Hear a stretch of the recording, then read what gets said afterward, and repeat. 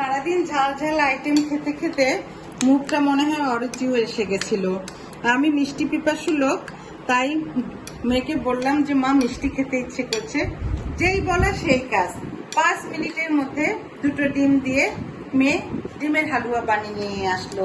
এই যে মেজো মেয়ে আমার খুবই কিন্তু রান্নায় পারদর্শী। এই যে দেখছেন ডিমের হালুয়া, কত সুন্দর কালার এসে গেছে।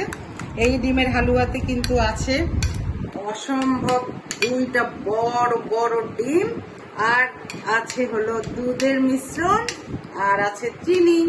কেমন লাগলো আপনাদের আইটেমটি? ভালো লেগে থাকলে অবশ্যই লাইক, কমেন্ট এবং শেয়ার দিয়ে পাশে থাকবেন। আর এই মিষ্টি পিপাসু আপা আপনাদের সামনে মিষ্টি খাচ্ছে। দারুণ জোস হয়েছে, জোস। তুমিও খেয়ে দেখতে পারো মা।